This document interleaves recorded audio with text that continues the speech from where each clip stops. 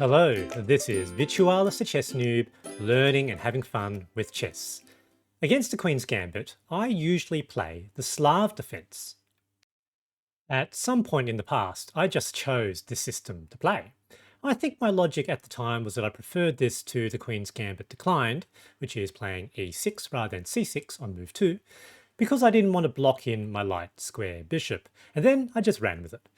In the game I played yesterday, my opponent played the aggressive and provocative bishop g5, launching an attack on my knight on f6 on move 4. I was surprised, as usually in games of the Slav Defense, we finish development first. Completely out of theory, I decided to aggressively counterattack the b2 pawn with queen b6. Please enjoy! So review first. This is chess.com's algorithm. I played reasonably well, 86% accuracy, opponent about 75%, so somewhat more accurate. And we were reasonably equal. I had sort of an early advantage, which then equalized, but then the opponent made a blunder, basically lost a piece, and I was pretty much ahead after that. Let's now look at the analysis.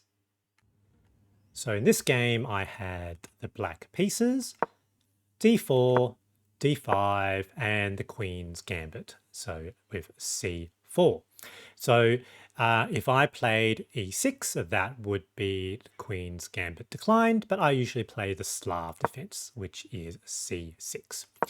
Opponent played knight f3, very normal. I played knight f6, very normal. And then the opponent played a move I wasn't expecting, bishop g5, directly attacking the knight. So that's the Bonnet Gambit, apparently.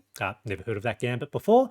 And here I thought for a little bit, so that was unexpected. You know, usually the opponent doesn't directly attack like that. So I thought for a little while, not too long, and I thought, how about I counter this, given that they were probably expecting me to not expect this move?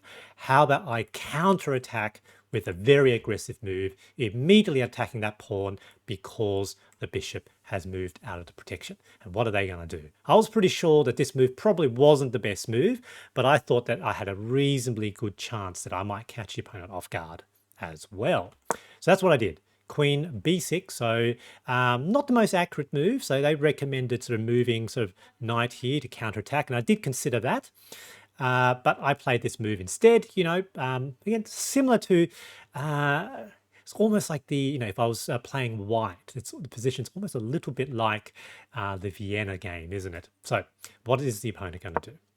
Here they thought for a while and decided to protect the pawn with a queen move.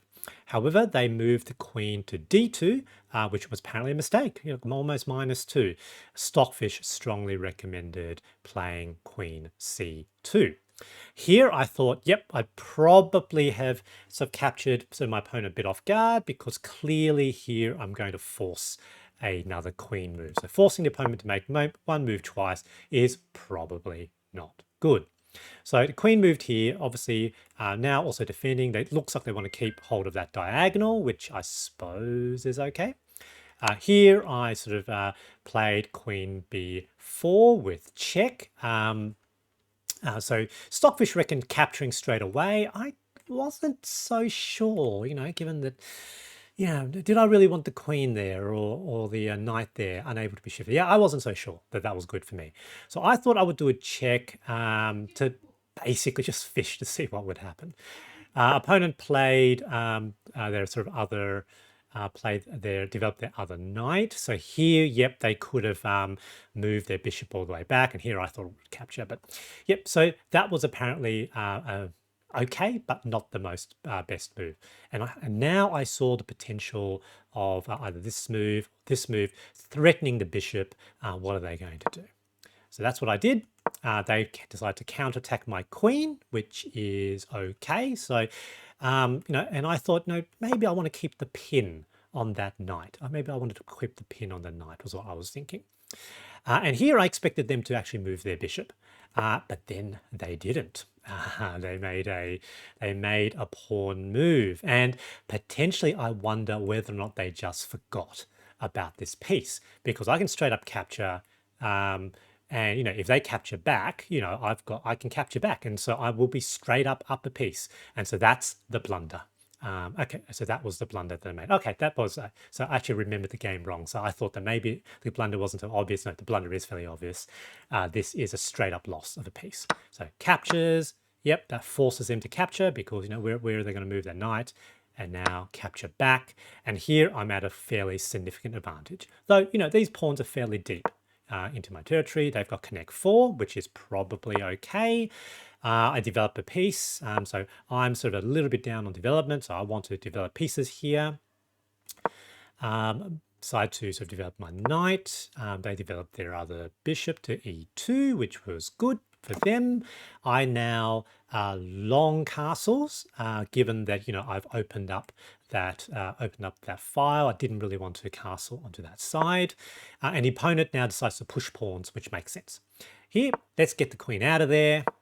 Pushing pawns against my king, given that I've already castled to this position. So to me, these moves all make sense, but I thought I was probably going to be okay. So here, push pawn, defended. That would potentially, I thought, be quite good for me. They push another pawn. Now here, I think Stockfish reckons that was better. I didn't want the pawn to go any further forward, so I thought it'd be better for me to capture. And I thought that transformation was potentially okay. Yeah, I thought that was potentially okay. Just need to make sure that I don't end up trapping my king there. But I thought that was potentially still okay for me. So let's get rid of that pawn. Now they make that move. Now they really should have captured because now I saw a potential strategy. So firstly, I need to open up an escape square for my king anyway. So captures. So it doesn't make sense for the queen to capture, given I can get that back. But once the knight is in that position, I've got potentially a fairly strong trap for the opponent. And I wondered whether or not they would see it. So capture. Opponent now captures back, thinking they threaten the knight, but it doesn't, because that now comes with check. And there's a discovered attack and also a fork. It's almost basically like a double attack, almost like a double check, but a double attack on the queen. And what are they going to do? If they move the king out of check, then I can just straight up capture with either piece. If they capture, which is what I expect, I then capture back again with check. So basically, this is a completely lost position for my opponent. And you can see sort of mate in 12 apparently, but it's looking very, very good for me. So they made the only move that makes sense, which is a capture. Now I capture back. King now must move to this position. Now again, I can capture again with check, and now the rook is also lost. So at the end of this transformation, they're left with knight and rook compared to a queen, both rooks and a bishop. I am completely winning in this position, though of course I still need to win. Check, that's fine. What are they going to do? They're going to have to move their rook back out of the way. Here, because I'm up on so many pieces, I'm happy for this rook to always stay as guard duty for that pawn, and this pawn basically just cannot advance. They cannot promote that pawn. That's fine. Captures, they do a check. Yep, let's move the king to a place where it cannot be checked again. They make a push. I suppose that makes sense because, otherwise that would have been a check. But it doesn't really matter. I want to trade pieces. They push the pawn forward, which I suppose is fine, but captures, and here I'm fine. So that pawn's going nowhere. That rook is basically trapped nowhere. And here, basically, mate in 3. King forced here, check.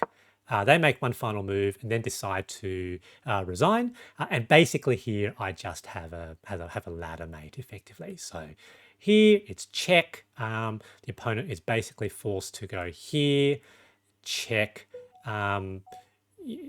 Forced to go here, yep. And basically, it's an easy win from this point because these two squares, of course, are guarded by that pawn.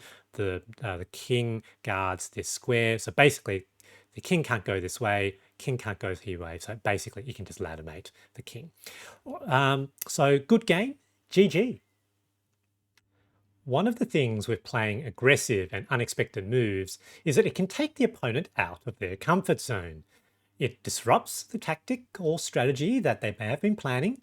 My opponent played bishop at g5 quickly, meaning that they had planned this move, but then thought for over a minute and a half before responding to my queen move. And according to Stockfish, the response wasn't the most accurate.